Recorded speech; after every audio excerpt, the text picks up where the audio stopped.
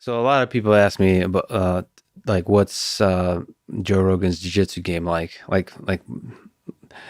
assuming that I somehow spend hours rolling with you before and after we interact.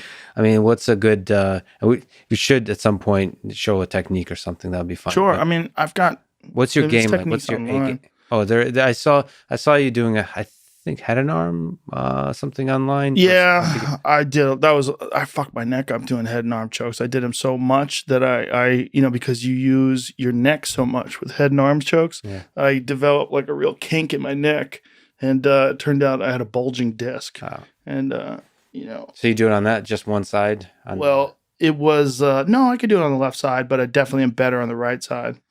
The right side was my best side. So if you were to compete, let's say, like, what's your A game? What would you go from standing up? How would you go to submission? Would you pull guard? Would you take down? How would you pass guard? I don't have good takedowns. I was not a good wrestler.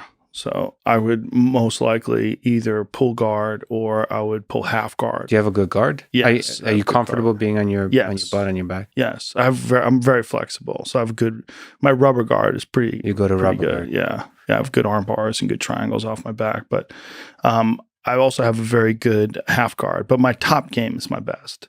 I have a very strong top game. Do you have a half guard? Do you have a preference of like what kind of guard and how to pass that guard and is there a specific game plan? Like do you double underhooks from half guard is the game plan for me. If I can get double underhooks from half guard, I could sweep a lot of people. Underhooks of what? Sorry, the arms or the legs? Half guard, lockdown, right? Half guard, go into lockdown, double underhooks. Got it. Clinch to the body, suck the body in Just tight. Pressure. And massive pressure. And then inch my way into a position we call the dog fight. Inch my way to a position where I could get the person on their back. Yeah, that's because you did show me, I still disagree with you about the tie thing.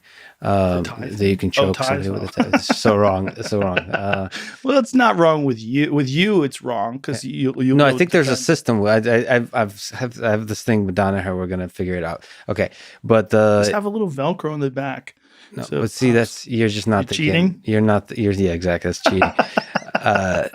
Yeah, you did. I did feel when you showed me. I think you showed me the rubber guard because it's still a guard that's a little bit foreign to me. I just felt that you can immediately feel, not with the rubber guard, but the way you move your body is you're like a Shanji type of guy who knows how to control another human being. So like some people are a little bit more, I would say, agile and playful and kind of loose and they work on transition. You're a control guy. Like you know how to control position and advanced position. Danaher is the same way. He's all about control. My game is smush. That's my game. Smush you. Grab a hold of you. Once I have you, why would I let you go? Right. That's my thought is like, why would I let you go? I just want to incrementally move to a better position until I can strangle you.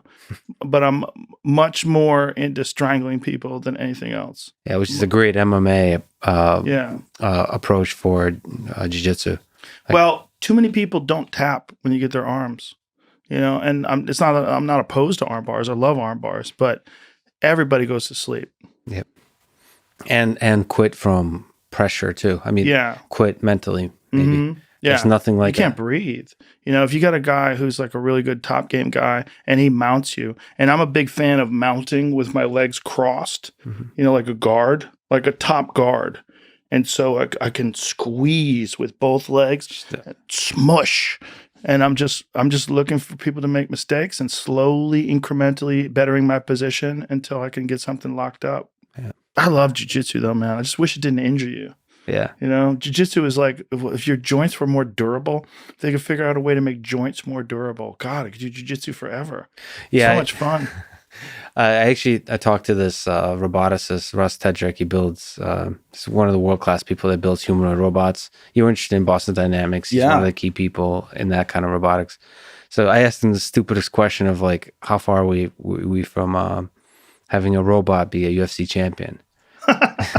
And it's actually a really, really tough problem. It's the same thing that makes somebody like Danielle Cormier, like on the wrestling side, special, because you have to understand the movement of the human body in ways that's so difficult to teach. It's so subtle. The timing, the pressure points, the leverage, all those kinds of things. That's just for the clinch situation.